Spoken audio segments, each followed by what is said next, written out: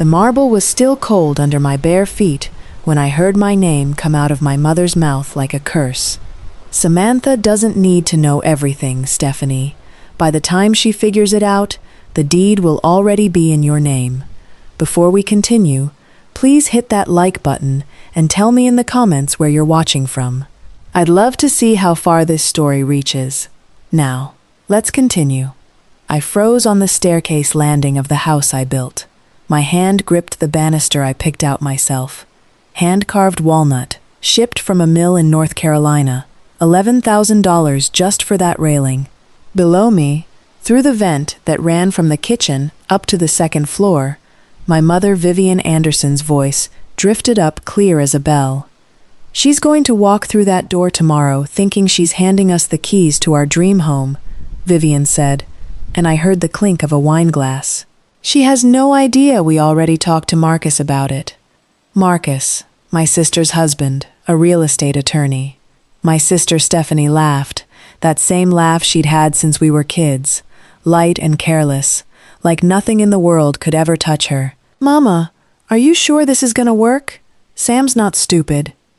Baby, your sister has spent so much energy trying to prove she's better than us, she never learned when to stop trusting people, Vivian said. Tomorrow she moves us in. Tomorrow she signs what Marcus put in front of her. And by Sunday, this house belongs to you. I stood there in the dark hallway of the $2 million house I had bled for, the house I paid for with 4 years of 18-hour days, missed birthdays, and a marriage that didn't survive the grind, and I felt something inside my chest go completely still. 29 years old, self-made, and about to be robbed blind by my own mother. I didn't move, I didn't breathe, I just listened, because I needed to know exactly how far they were willing to go. To understand how I ended up frozen on that staircase, you have to go back 12 years to a cracked linoleum kitchen in Southfield, Michigan, where I was the daughter nobody bragged about. My name is Samantha Anderson. Growing up, my mother Vivian ran the house like a courtroom, and Stephanie was always the star witness for the defense. Stephanie was 2 years older, prettier by our mother's standards, and effortlessly likable. I was the quiet one, the one who read engineering magazines instead of going to parties, the one my mother called difficult when I asked too many questions. My father, Elijah Anderson, worked nights at an auto parts plant and mostly stayed out of it. He wasn't cruel, he just wasn't there, not in the ways that counted. When Stephanie got caught skipping school, Vivian blamed the teachers. When I brought home straight A's, Vivian said, "Don't get a big head, you still gotta learn how to be likable." I left for Georgia Tech on a partial scholarship and never really looked back. Structural engineering, then a master's in construction management. By 25, I was running site development for a commercial firm in Atlanta. By 27, I'd started my own design-build company, Anderson Structural Group, with 3 employees and a dream. I built that company from nothing. No family loans, no connections. Just me, cold calls, and contracts I fought for with my teeth. And somewhere in there, despite everything, I still wanted my mother's approval so badly it embarrassed me.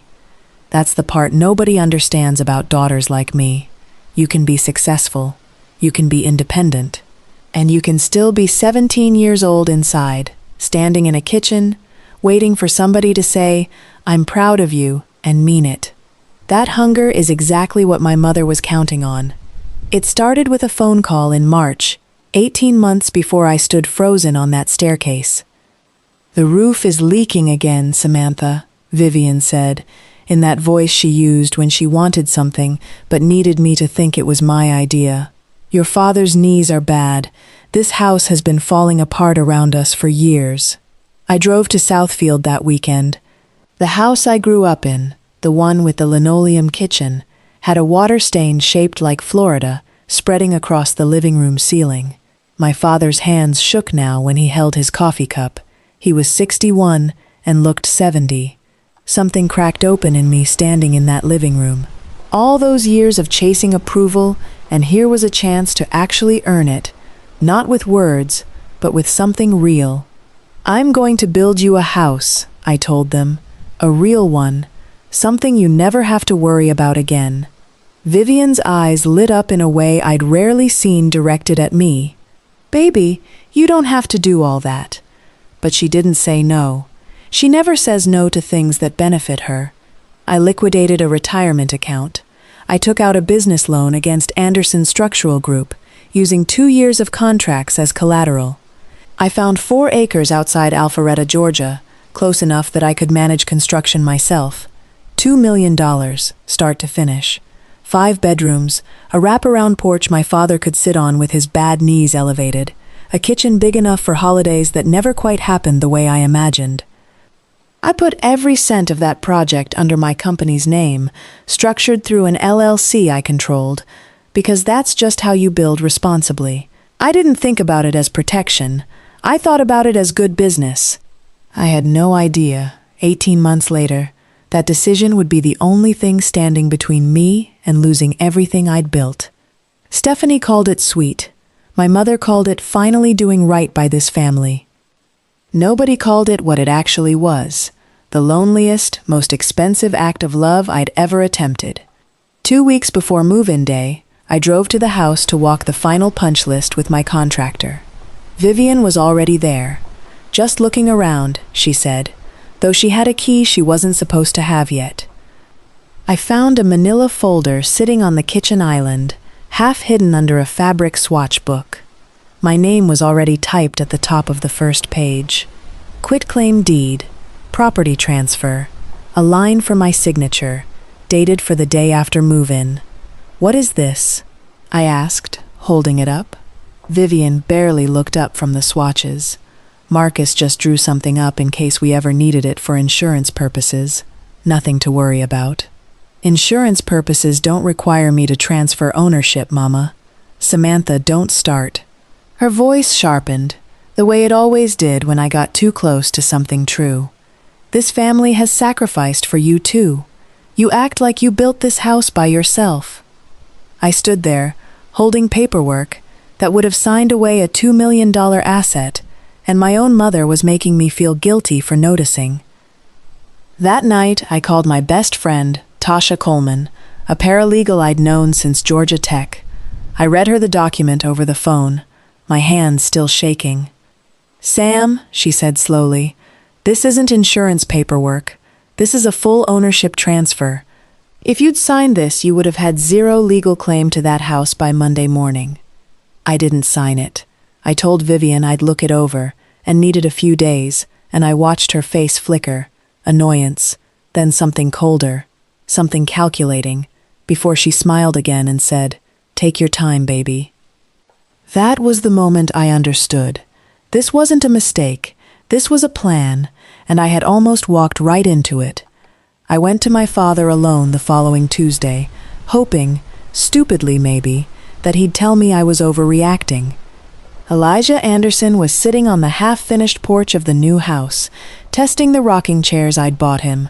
He looked at peace in a way I hadn't seen in years. "Daddy, did you know about the deed transfer paperwork?"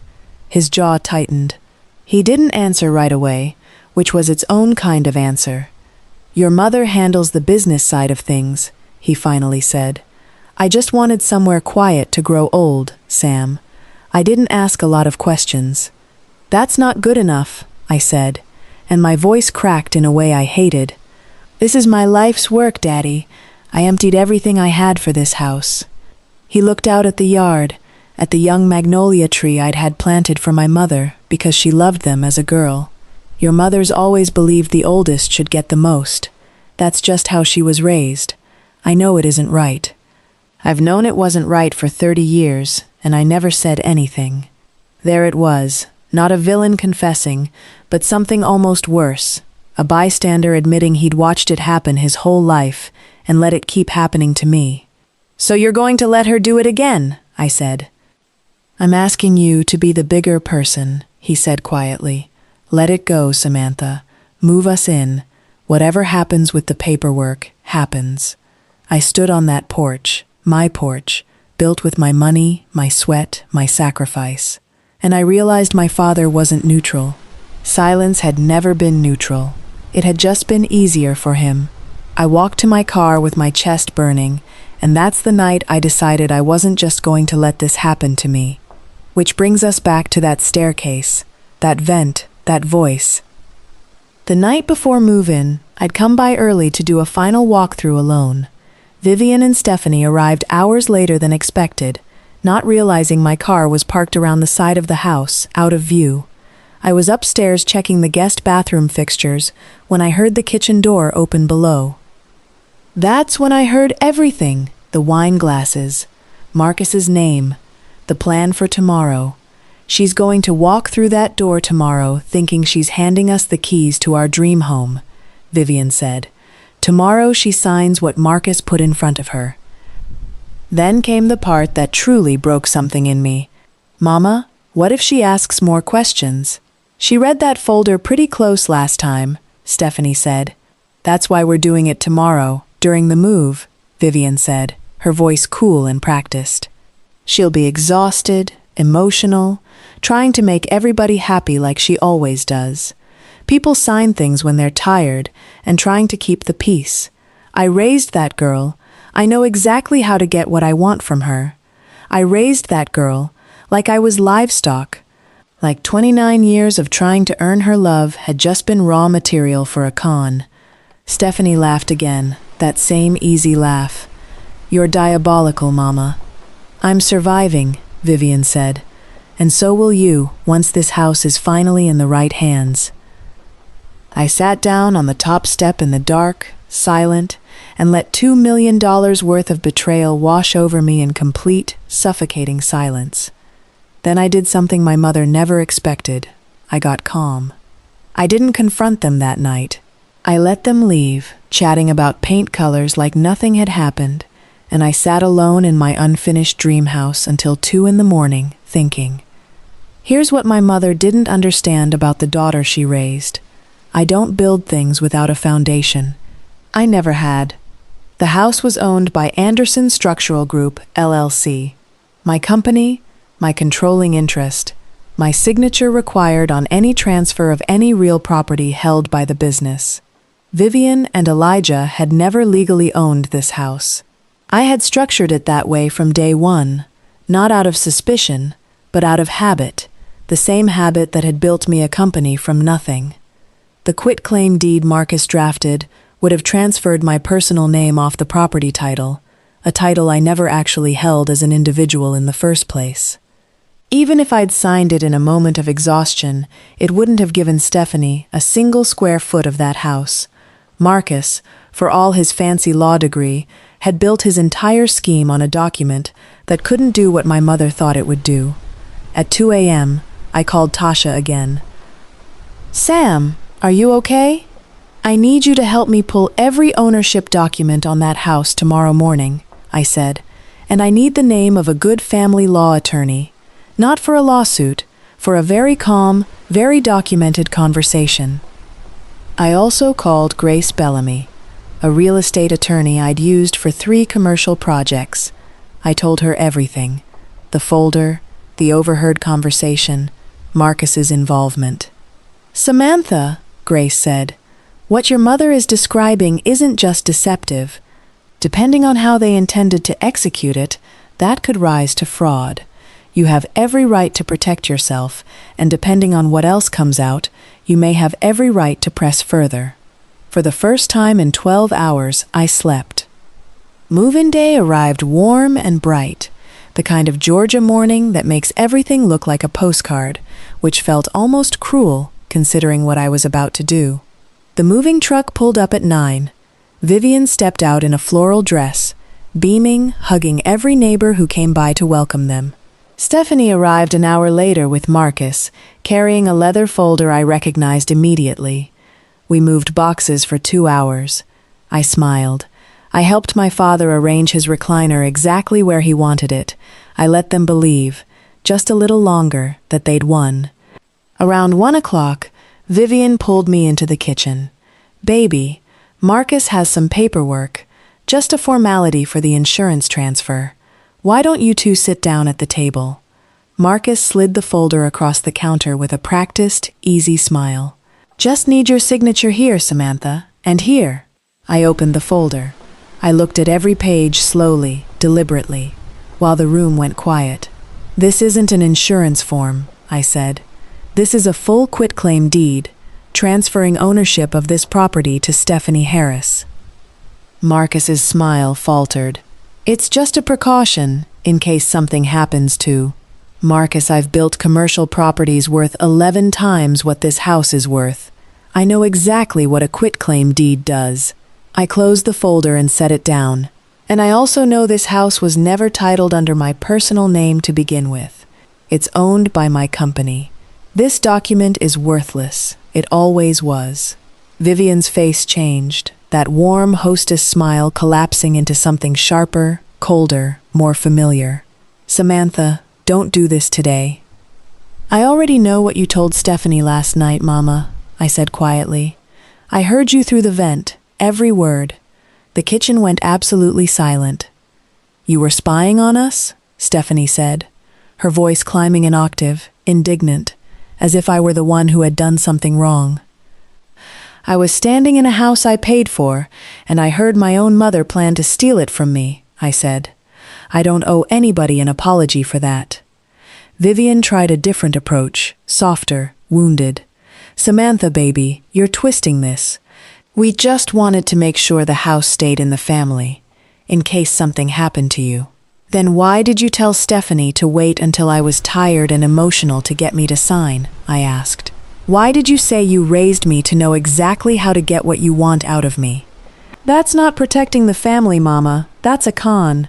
My father stood in the doorway, silent, the way he'd always been silent, but this time I watched something shift in his face. Shame, finally landing somewhere. Elijah, say something, Vivian snapped. He looked at her, then at me, and for the first time in my entire life, he chose a side out loud. She's right, Vivian. I told her weeks ago I knew this wasn't right. I should have said it to your face instead of hers.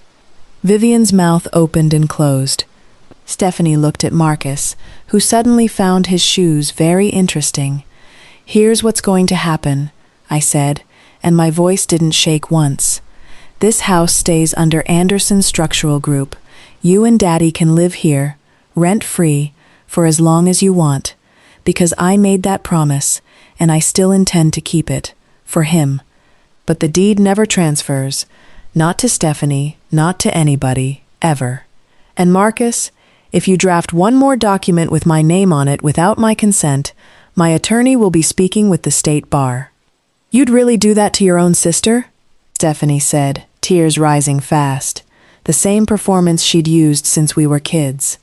You tried to do it to me first, I said. The difference is, I'm not pretending it's love. It's been 8 months since that afternoon in the kitchen. My father still lives in the house. We talk every Sunday now, real conversations, the kind we never had when I was growing up. He tells me he's proud of me now, and for the first time, I actually believe him, because he finally backed it up with something besides words. Vivian and Stephanie moved out 3 months after the confrontation. Vivian couldn't stand living somewhere she didn't control, and once the truth was out in the open, the house stopped feeling like a trophy to her. She and Stephanie live together now, 45 minutes away, and I hear from mutual family that Marcus and Stephanie's marriage didn't survive the fallout once his role in the scheme came out to his own firm. I don't hate my mother. I want to be clear about that, because hate would mean she still has some kind of hold on me. What I feel now is something quieter and, honestly, more powerful. Clarity. I understand exactly who she is, and I've stopped auditioning for her approval.